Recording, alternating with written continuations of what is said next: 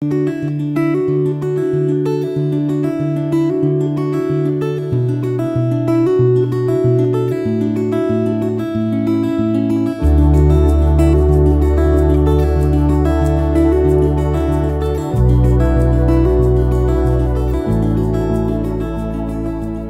reading begins in 1 Kings, chapter 11, starting in verse 1.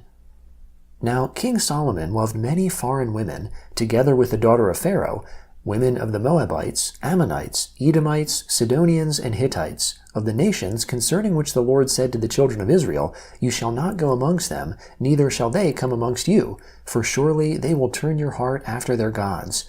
Solomon joined to these in love. He had 700 wives, princesses, and 300 concubines. His wives turned his heart away.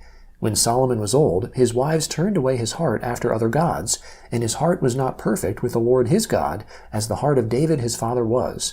For Solomon went after Ashtoreth, the goddess of the Sidonians, and after Milcom, the abomination of the Ammonites. Solomon did that which was evil in the Lord's sight, and didn't go fully after the Lord, as David his father did.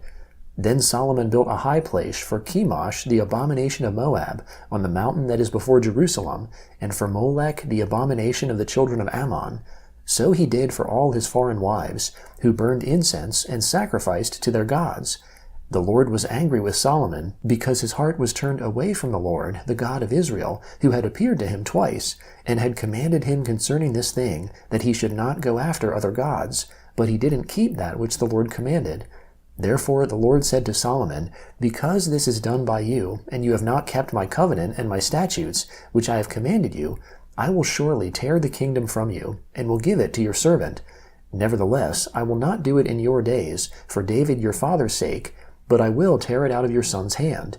However, I will not tear away all the kingdom, but I will give one tribe to your son, for David my servant's sake, and for Jerusalem's sake, which I have chosen. The Lord raised up an adversary to Solomon, Hadad the Edomite. He was one of the king's offspring in Edom.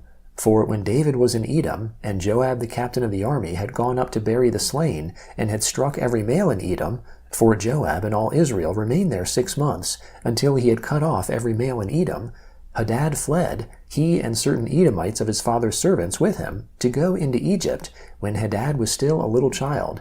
They arose out of Midian, and came to Paran, and they took men with them out of Paran, and they came to Egypt, to Pharaoh king of Egypt, who gave him a house, and appointed him food, and gave him land. Hadad found great favor in the sight of Pharaoh, so that he gave him as wife the sister of his own wife, the sister of Tahpenes the queen. The sister of Tahpenes bore him Genubath his son, whom Tahpenes weaned in Pharaoh's house. And Genubath was in Pharaoh's house amongst the sons of Pharaoh.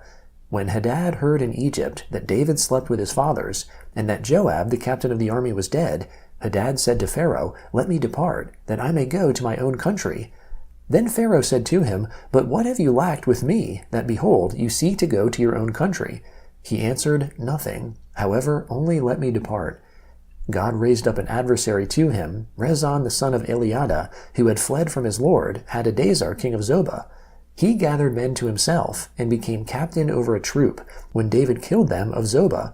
They went to Damascus, and lived there, and reigned in Damascus. He was an adversary to Israel all the days of Solomon. In addition to the mischief of Hadad, he abhorred Israel, and reigned over Syria. Jeroboam the son of Nebat, an Ephraimite of Zeradah, a servant of Solomon, whose mother's name was Zeruiah, a widow, also lifted up his hand against the king.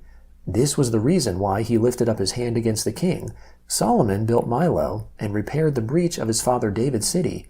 The man Jeroboam was a mighty man of valor, and Solomon saw the young man that he was industrious, and he put him in charge of all the labor of the house of Joseph. At that time, when Jeroboam went out of Jerusalem, the prophet Ahijah the Shilonite found him on the way. Now Ahijah had clad himself with a new garment, and the two of them were alone in the field. Ahijah took the new garment that was on him, and tore it in 12 pieces. He said to Jeroboam, Take 10 pieces, for the Lord, the God of Israel, says, Behold, I will tear the kingdom out of the hand of Solomon, and will give 10 tribes to you. But he shall have 1 tribe, for my servant David's sake, and for Jerusalem's sake, the city which I have chosen out of all the tribes of Israel, because they have forsaken me, and have worshipped Ashtoreth the goddess of the Sidonians. Chemosh the god of Moab, and Milcom the god of the children of Ammon. They have not walked in my ways, to do that which is right in my eyes, and to keep my statutes and my ordinances, as David his father did. However, I will not take the whole kingdom out of his hand, but I will make him prince all the days of his life for David my servant's sake, whom I chose, who kept my commandments and my statutes. But I will take the kingdom out of his son's hand, and will give it to you, even 10 tribes.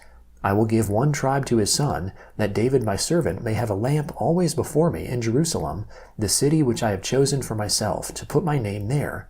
I will take you, and you shall reign according to all that your soul desires, and shall be king over Israel. It shall be, if you will listen to all that I command you, and will walk in my ways, and do that which is right in my eyes, to keep my statutes and my commandments, as David my servant did, that I will be with you, and will build you a sure house, as I built for David, and will give Israel to you. I will afflict the offspring of David for this, but not forever. Therefore Solomon sought to kill Jeroboam, but Jeroboam arose and fled into Egypt, to Shishak king of Egypt, and was in Egypt until the death of Solomon. Now the rest of the acts of Solomon, and all that he did, and his wisdom, aren't they written in the book of the acts of Solomon? The time that Solomon reigned in Jerusalem over all Israel was 40 years. Solomon slept with his fathers, and was buried in his father David's city, and Rehoboam his son reigned in his place. Rehoboam went to Shechem, for all Israel had come to Shechem to make him king. When Jeroboam the son of Nebat heard of it, for he was yet in Egypt, where he had fled from the presence of King Solomon, and Jeroboam lived in Egypt, and they sent and called him, Jeroboam and all the assembly of Israel came, and spoke to Rehoboam, saying, Your father made our yoke difficult. Now therefore make the hard service of your father, and his heavy yoke which he put on us, lighter, and we will serve you. He said to them, Depart for 3 days, then come back to me. So the people departed. King Rehoboam took counsel with the old men who had stood before Solomon his father while he yet lived, saying, What counsel do you give me to answer these people? They replied, If you will be a servant to this people today, and will serve them, and answer them with good words, then they will be your servants forever. But he abandoned the counsel of the old men which they had given him, and took counsel with the young men who had grown up with him, who stood before him. He said to them, What counsel do you give, that we may answer these people who have spoken to me, saying, Make the yoke that your father put on us lighter? The young men who had grown up with him said to him, Tell these people who spoke to you, saying, Your father made our yoke heavy, but make it lighter to us. Tell them, My little finger is thicker than my father's waist. Now my father burdened you with a heavy yoke, but I will add to your yoke. My father chastised you with whips, but I will chastise you with scorpions. So Jeroboam and all the people came to Rehoboam the 3rd day, as the king asked, saying, Come to me again the 3rd day. The king answered the people roughly, and abandoned the counsel of the old men which they had given him, and spoke to them according to the counsel of the young men, saying, My father made your yoke heavy, but I will add to your yoke. My father chastised you with whips, but I will chastise you with scorpions.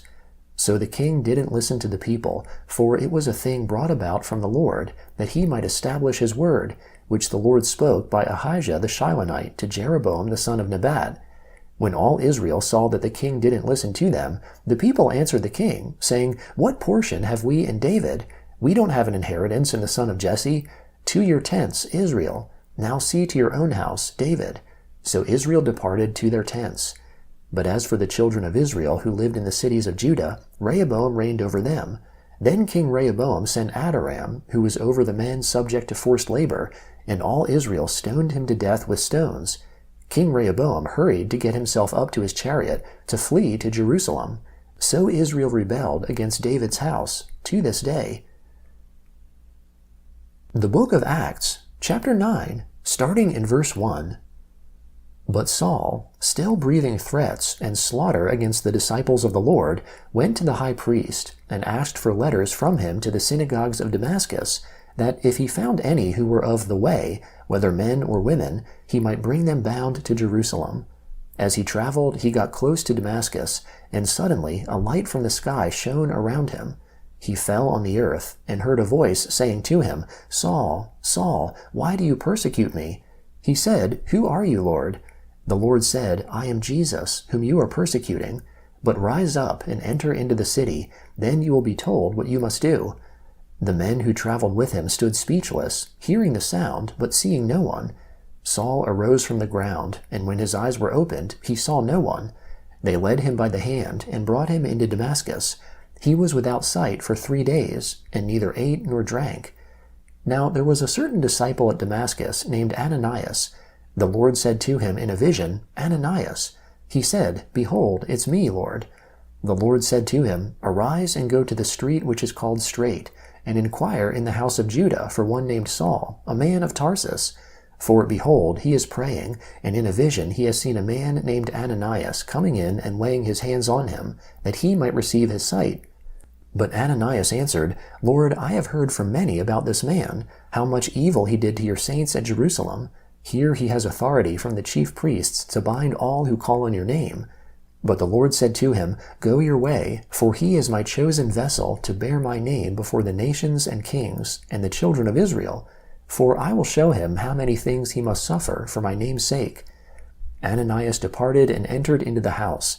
Laying his hands on him, he said, "Brother Saul, the Lord, who appeared to you on the road by which you came, has sent me that you may receive your sight and be filled with the Holy Spirit." Immediately something like scales fell from his eyes, and he received his sight. He arose and was baptized. He took food and was strengthened. Saul stayed several days with the disciples who were at Damascus. Immediately in the synagogues he proclaimed the Christ, that he is the Son of God.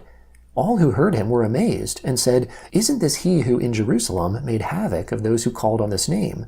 And he had come here intending to bring them bound before the chief priests." But Saul increased more in strength, and confounded the Jews who lived at Damascus, proving that this is the Christ. When many days were fulfilled, the Jews conspired together to kill him, but their plot became known to Saul. They watched the gates both day and night that they might kill him, but his disciples took him by night and let him down through the wall, lowering him in a basket. Psalm 131, starting in verse 1. Lord, my heart isn't arrogant, nor my eyes lofty, nor do I concern myself with great matters, or things too wonderful for me. Surely I have stilled and quieted my soul, like a weaned child with his mother. Like a weaned child is my soul within me. Israel, hope in the Lord, from this time forward and forevermore. Proverbs chapter 17, starting in verse 4. An evildoer heeds wicked lips. A liar gives ear to a mischievous tongue. Whoever mocks the poor reproaches his maker. He who is glad at calamity shall not be unpunished.